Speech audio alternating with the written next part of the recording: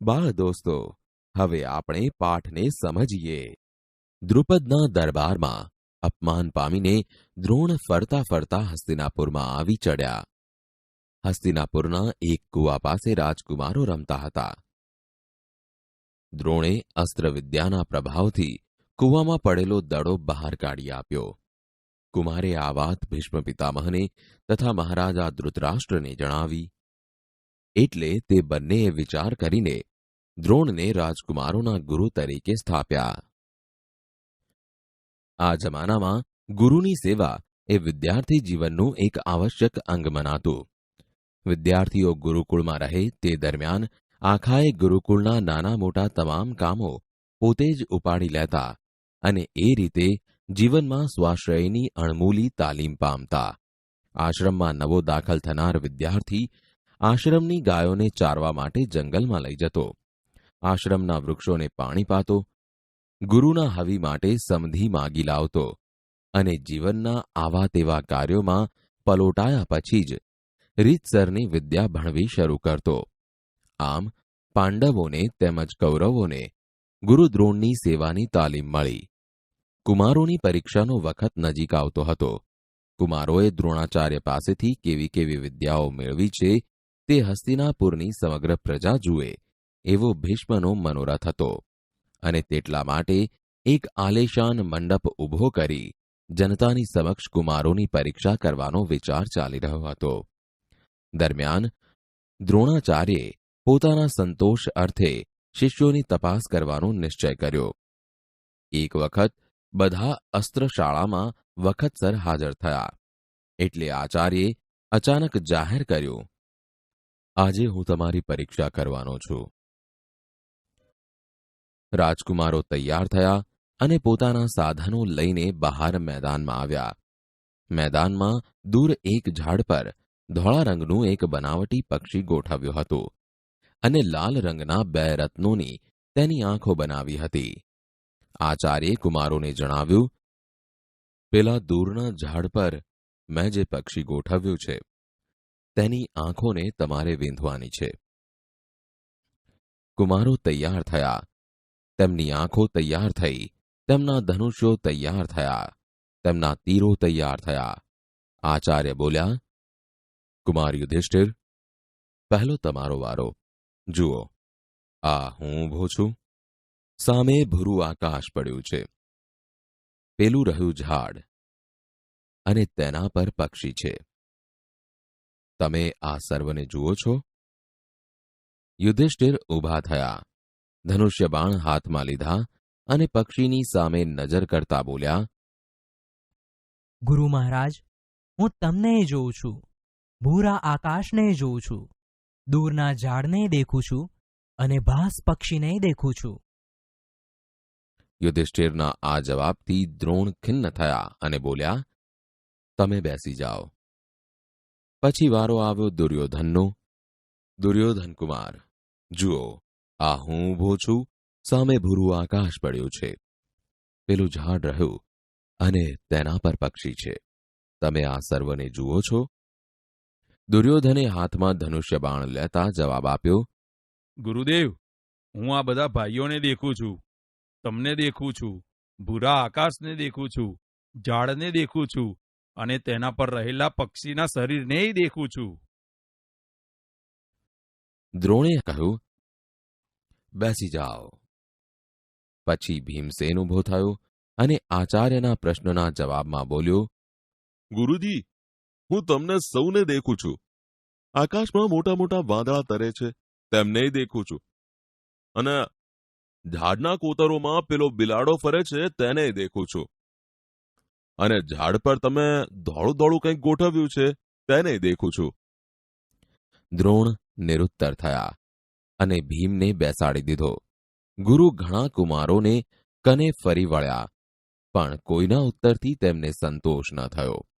એટલે છેવટે અર્જુન તરફ વળ્યા. બેટા અર્જુન, હવે તારો વારો છે. તારા પર મારી સર્વ આશા છે. આ સૌને મારે પરાણે વિદ્યા શીખવવી પડે છે. ત્યારે તું તો વિદ્યાનો ભૂખ્યો થઈને રોજ મને શોધતો આવે છે. ઉઠ, તૈયાર થા. જો આ હું ઊભો છું, સામે ભૂરું આકાશ પડ્યું છે. દૂર પેલું ઝાડ છે અને તેના પર પક્ષી છે. તું આ સર્વને જુએ છે? દ્રોણ હજી તો વાક્ય પૂરું કરે છે ત્યાં અર્જુન બોલ્યો, ગુરુદેવ, હું તમને દેખતો નથી, આકાશને દેખતો નથી, ઝાડને દેખતો નથી, માત્ર એક પક્ષીને દેખું છું. બાણ છોડવાની આજ્ઞા આપો. તા અર્જુન, અમને કોઈને દેખતો નથી, એકલા પક્ષીને જ દેખે છે. મહારાજ, હવે તો આખા પક્ષીને દેખતો નથી, માત્ર તેનું માથું જ દેખું છું.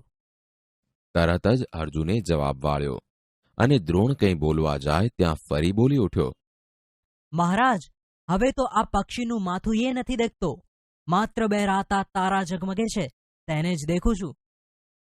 બેટા, એને જ વિંદ.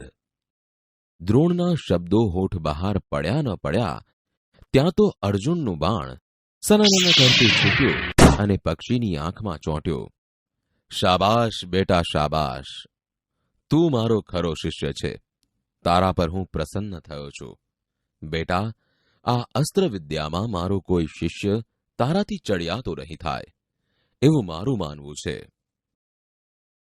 દ્રોણાચાર્યે અર્જુનને બાથમાં લીધો અને તેનું માથું સૂંઘ્યું. ચારે ભાઈઓ અર્જુનની ફરતા વીંટળાઈ વળ્યા અને કૌરવો બધા એક ખૂણામાં એકઠા થઈને ગુપસુપ કરવા લાગ્યા.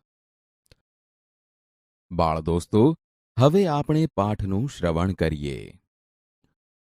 દ્રુપદના દરબારમાં અપમાન પામીને દ્રોણ ફરતા ફરતા હસ્તિનાપુરમાં આવી ચડ્યા. હસ્તિનાપુરના એક કૂવા પાસે રાજકુમારો રમતા હતા.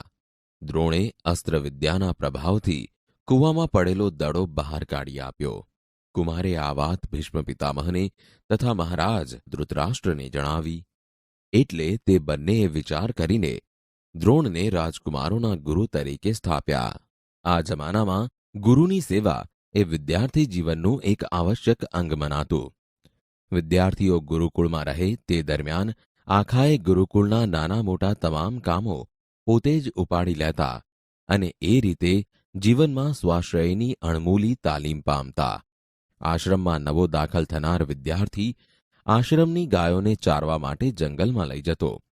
આશ્રમના વૃક્ષોને પાણી પાતો, ગુરુના હવી માટે સમધી માગી લાવતો અને જીવનના આવા તેવા કાર્યોમાં પલોટાયા પછી જ રીતસરની વિદ્યા ભણવી શરૂ કરતો.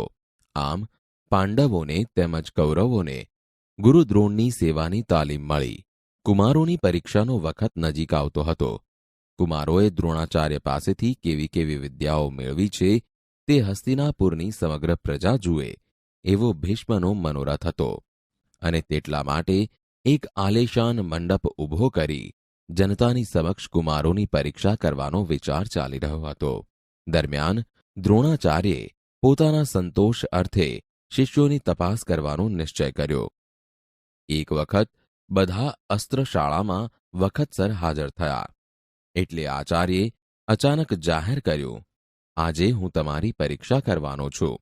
રાજકુમારો તૈયાર થયા અને પોતાના સાધનો લઈને બહાર મેદાનમાં આવ્યા. મેદાનમાં દૂર એક ઝાડ પર ધોળા રંગનું એક બનાવટી પક્ષી ગોઠવ્યું હતું અને લાલ રંગના બે રત્નોની તેની આંખો બનાવી હતી.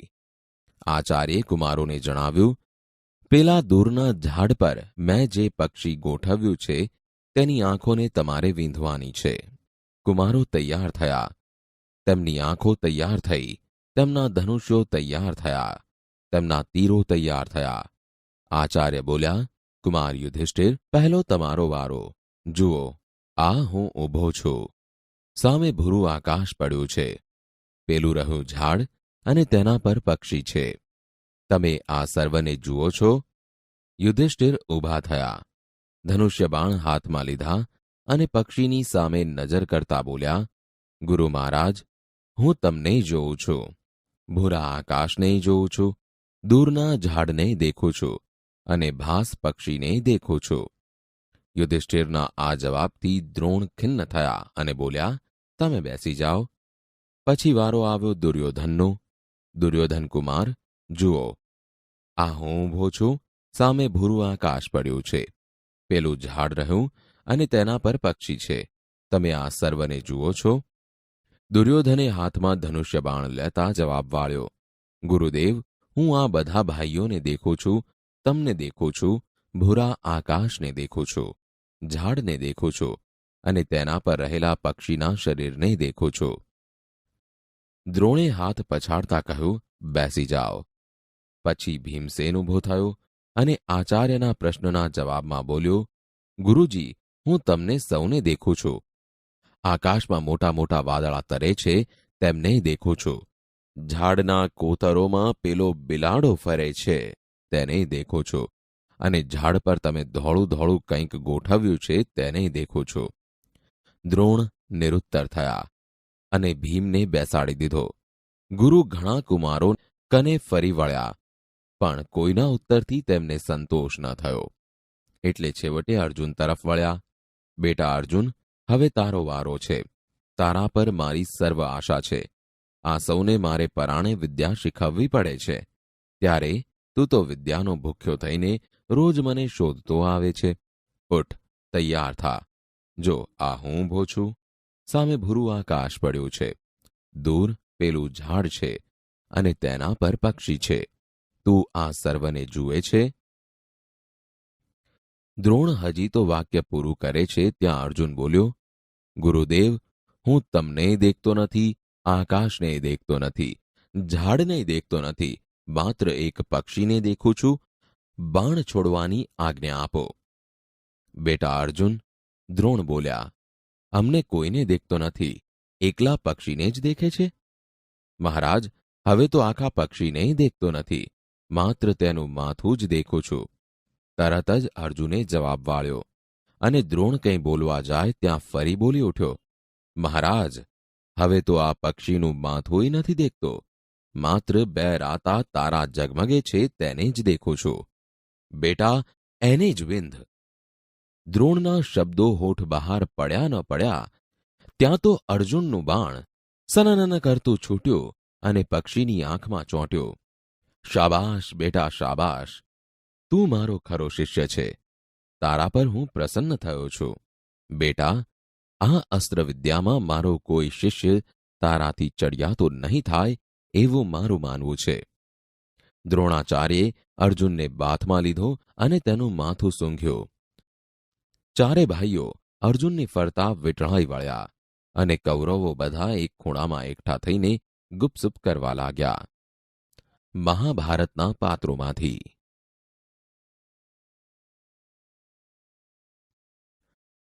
પૂરક વાચન પાઠ 3. એક જ લક્ષ્ય.